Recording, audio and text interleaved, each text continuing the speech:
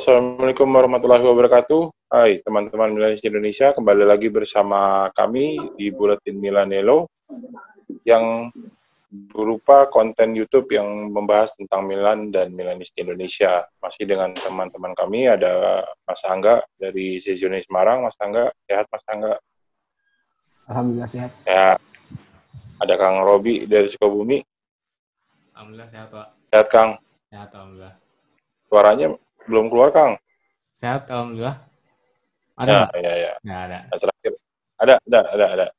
Terakhir ada Bang Dean dari Basis Depok yang selalu setia dalam setiap episodenya. Bangun tidur loh. baru balik. Oh, baru balik. Oke. Ya, alhamdulillah banget nih di awal musim Milan langsung gas dari laga Europa League, Liga Eropa sampai dengan Serie A, belum mengalami kekalahan, 2 kali menang di Europa League dan 2 kali menang di Serie A. Ini jadi catatan menarik, banyak catatan menarik lah yang menghiasi perjalanan Milan di 4 laga awal ini, mulai dari yang Milan tidak terkalahkan 17 pertandingan gitu kan, dari Milan yang dari Colombo menjadi pemain termuda yang mencetak gol dan segala macam, banyaklah rekor-rekor yang diukir sama Milan nih di 4 laga awal ini. Mungkin kita review awal sedikit waktu Milan menghadapi Shamrock ya di fase awal Europa League ya, waktu itu Milan main away di Irlandia. Ketika itu Milan berhasil menang dengan skor 2-0 ya. Mungkin komentarnya dari Angga, mungkin nonton nggak pertandingannya nggak? Nonton, Wak. Oke. Ya, ada komentar apa nggak dari pertandingan itu nggak? Faktor Ibra biasa, penting banget. Ini belakang, semenjak Napoli cedera, Gabbia disiplin. Berhasil duet sama Dier. Calabria mendadak berubah jadi Cafu. Ya. Bagus dia, offensive-nya dia bagus. Tapi nggak tahu sih, dia pasti kalau ada rumor bakal dijual, pasti dia mainnya bagus. Dari musim-musim lalu pasti kayak gitu. Apakah musim ini masih konsisten bagus atau cuma setengah musim aja, kita lihat aja.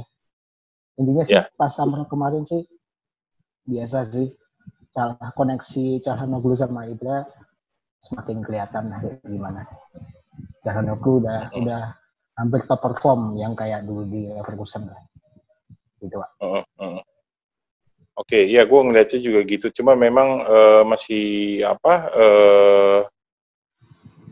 kelihatan memang waktu lawan Shamrock fisik pemain belum bisa dibilang 100% ya, karena memang Milan bisa dibilang mampu bermain mungkin hingga menit 80, 70, 80 lah, sisa 10 menit kelihatan Milan sudah main delay tuh, tidak terlalu ngejar gol lagi. Mungkin dari Dean ada catatan apa yang?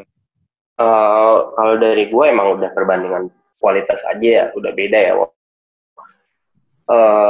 Emang lagi di atas di liganya, tapi ya perbandingan di atas kertas secara materi pemain itu jauh banget. Apalagi ya ada Ibra lah yang masih bisa dibilang world class player gitu kan.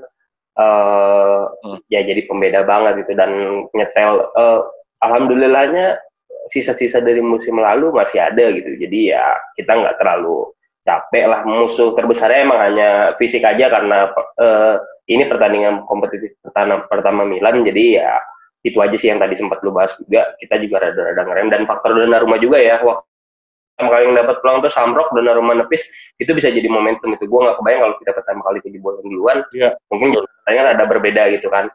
Nah itu juga jadi faktor, menurut gue faktor kunci kemenangan di Shamrock ya, tepisannya Donnarumma, strikernya Shamrock, itu sih. Betul. Oke, gue juga mungkin akan coba untuk baca ini beberapa komentar netizen yang komen di akunnya Milanese.id terkait pertandingan lawan Bologna. Ini dari Asep _WP, Calabria on fire abis, Samu performs. Lord Ibra gagal hat-trick, Rebic sayang nggak ngegol padahal lagi ulang tahun. Prunik belum keringetan, udah kartu kuning. Tonali masih butuh waktu. Dias udah mulai nyetel. Pioli kayaknya ngasih kode biar Maldini datengin back baru secepatnya. Lalu dari Fahri _Wicaksana, fix Milan nggak perlu datengin back lagi. Calabria on fire banget. Nah ini menarik nih menurut gue nih. Calabria nih layak kita bahas sedikit lah. Mungkin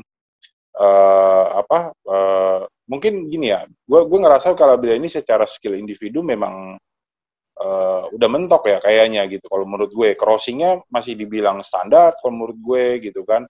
Cuma memang satu hal yang gue perhatiin, kemajuan yang Milanisti lihat di Calabria saat ini adalah dari spirit, speed, sama kemampuan atau kemauan dia atau keberanian dia untuk melakukan penetrasi nih kalau menurut gue.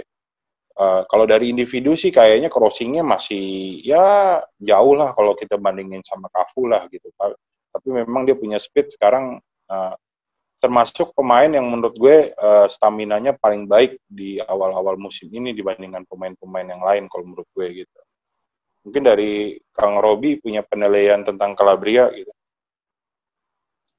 Kalau menurut gue sih, Wak, untuk sementara ini ya kita butuhnya bukan pengganti Calabria, pengganti Conti, Wak. Soalnya kan Calabria udah bagus, udah inilah mantap gitu kan. Emang ya tinggal itu aja, tinggal gantinya Conti aja.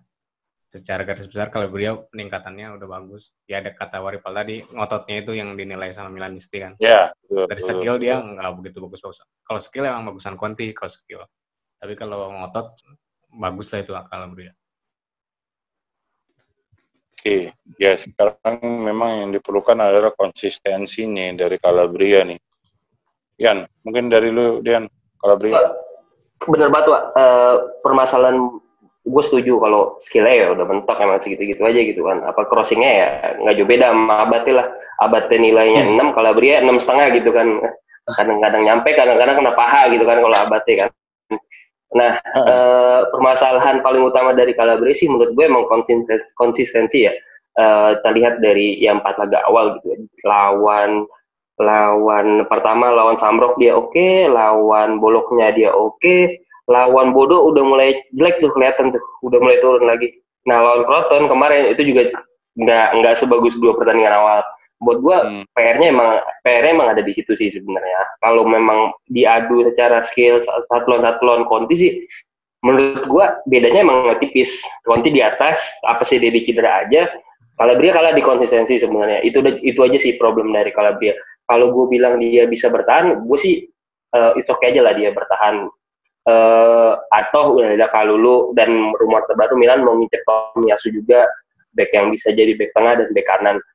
Buat gue sih Calabria bertahan pun nggak jadi masalah gitu. Dan gue juga nggak berharap reinforcement setelah ngelihat 4 pertandingan awal, reinforcement yang dibutuhkan Milan tuh nggak terlalu urgent di sisi kanan gitu.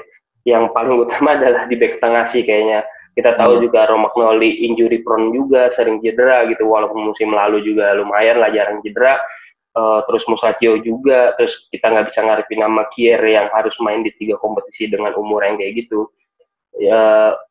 Fokus utama yang harus dilakukan ya ke back tengah sih. Lu syukur-syukur bisa dapat Milankovic atau Tomiyasu yang bisa main di back tengah dan back kanan. Seperti itu. Oke.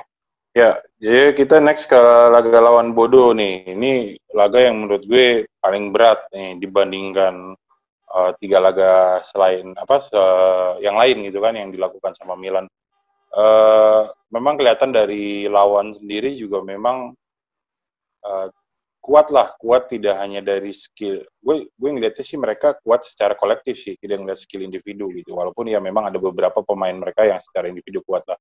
Tapi memang permainan mereka, gue akuin Bodo Glimt ini satu tingkat di atas Samrok lah. Mereka punya pemain yang kuat secara fisik, lalu determinasinya juga cukup kuat gitu. Gue ngelihat Bodo Glimt ini sekilas ya mungkin kayak klub-klubnya Jerman lah kalau menurut gue gitu, kayak Leipzig kayak mainnya gitu. Jadi memang ya walaupun pemainnya nggak banyak dikenal tapi sangat percaya diri dalam menguasai bola, mengontrol bola dan memberikan perlawanan lah. Jadi memang laga ini cukup berat buat Milan kalau menurut gue gitu loh. Nah, ditambah Milan main tanpa Ibra gitu. Milan tanpa Ibra. Jadi berapa jam sebelum laga ini kan 5 jam bisa dibilang atau 4 jam itu kita dapat kabar yang cukup mengagetkan, Ibra positif corona sehingga dia tidak bisa main lawan Bodo gitu. Nah, Milan gua awalnya pesimistis tuh sebenarnya, wah berat nih karena lawan berat, gue udah tahu berita-beritanya mereka tim kuat gitu kan, Ibra nggak ada, harapan ada di Kolombo gitu kan. Namun ya memang gue ngelihat apa ya, Milan menang karena faktor Hakan gitu kan, Hakan seorang. Ya walaupun tanpa gue ini ya meremehkan atau mendiskreditkan peran-peran pemain yang lain, tapi Hakan punya peran dominan banget di laga ini dengan 2 gol dan 1 asisnya gitu. Sedikit beberapa komentar netizen nih dari Milan Grafik bilang, aduh Pioli jangan kayak Giampolo dong, ganti pergantian pemain aneh. Ada Ibrahim Diaz tapi yang diganti si Castillejo sama si Krunic. Jadi Krunic digantinya sama si Castillejo digantinya sama Krunic, kenapa nggak sama Ibrahim Diaz? Terus Kolombo diganti sama Maldini pula gitu kan. Jadi memang dia mensorotin pergantian pemain yang yang menurut dia salah nih Giampolo, kenapa mengganti pemain yang dengan yang salah gitu. Terus yang kedua dari _Iksan Rahmat, Donnarumma agak menurun, mungkin karena karena kebobolan 2 gol kali menurut dia. Terus Kejair kewalahan, Gabia sudah berani jatuh dan memotong bola. Theo babak kedua menurun, kalau Bria stamina habis. Hakan mantap, Castillejo belum berubah, Kolombo oke, Maldini oke. Jadi intinya sih memang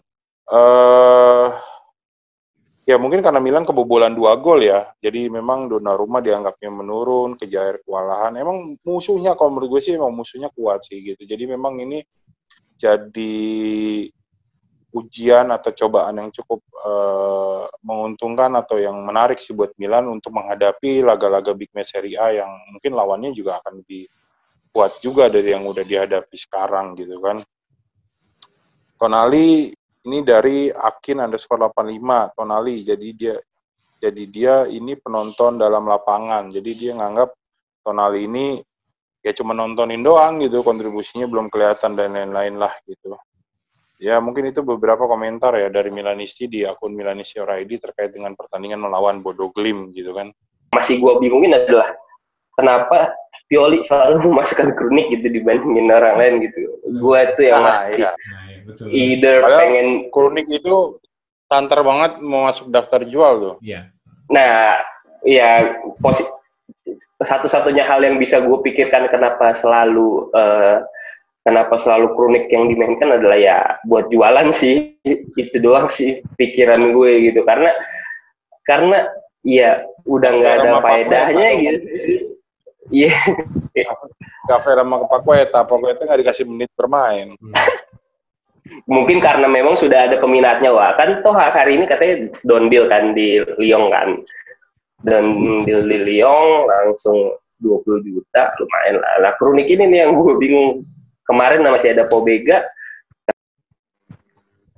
kenapa nggak dimainin gitu, padahal kemarin ada Pobega masih tetap Krunic gitu. Walaupun ya gue tahu si Pioli masih nyoba-nyoba, kadang-kadang dia ditaruh di kanan, kadang-kadang dia ditaruh di kiri gitu kan.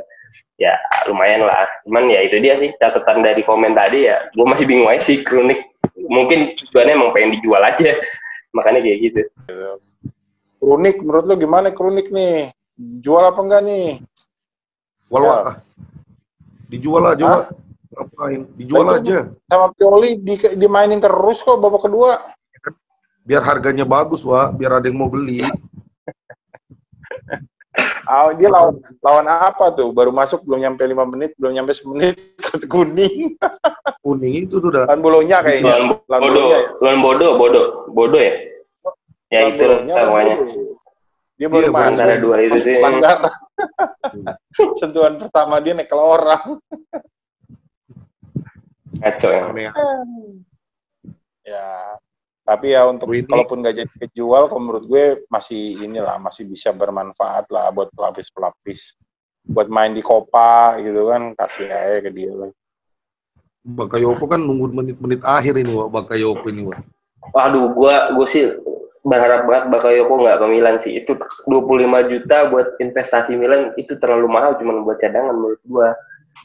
Ya, betul. Itu dan umurnya udah 26 tahun, terus kita termakan nostalgia dia waktu Gattuso gitu kan, karena dia bagus di 4-3-3 sebagai gelandang tengah di tengah sendiri.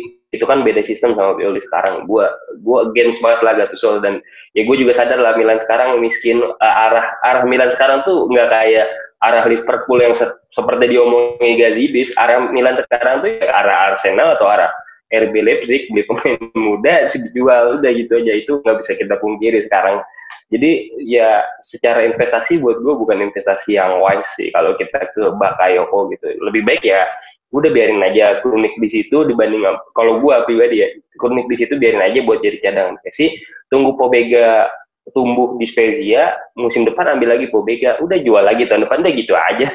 Kalau dengan gaji 3 juta gitu seperti yang dirumorkan, terus dengan biaya transfer option to buy sampai 30 juta di tahun depan gitu kan, kita udah harus bayar Tonali kalau jadi 15 tambah Bakayoko 30 juta gitu, 45 juta buat cadangan doang gitu. Buat gua ya bukan investasi yang wise sih menurut gua. Yeah. Oke dah, terima kasih kawan-kawan semuanya untuk episode kali ini. Kita sudah mereview pertandingan Milan dan Mercato sampai dengan hari ini, di mana Milan hampir dipastikan mendapatkan Jens Peter Hauge dan melepas Lucas Paqueta. Ya. Jadi buat teman-teman, buat teman-teman yang ingin berpartisipasi dalam materi konten podcast kita, bisa DM di IG-nya Milanese ID. Bilang aja di situ, Min, gue mau ikutan dong konten YouTube, boleh, nanti kita bisa nanti akan dihubungin lah sama tim mesosnya untuk kapan jadwal syuting dan lain-lainnya. Sama buat teman-teman juga silahkan komentar di akun Milanese ID. Insya Allah nanti komen-komen terbaik kita akan bacakan di episode berikutnya. Ya, terima kasih buat teman-teman semua sudah menyaksikan episode ini. Ya, mungkin itu aja. Terima kasih buat teman-teman semua. Sampai ketemu di episode berikutnya. Jangan lupa untuk like, comment, share, and subscribe. Subscribe channel YouTube Milanese Indonesia. Terima kasih buat teman-teman semua yang sudah berpartisipasi. Mas Angga, Kang Robi, Coach L, sama Bang. Sampai ketemu di ya. Saksikan terus Buletin Milanero di channel YouTube Milanese Indonesia. Ya, ciao. Wabillahi taufiq hidayah. Assalamualaikum warahmatullahi wabarakatuh.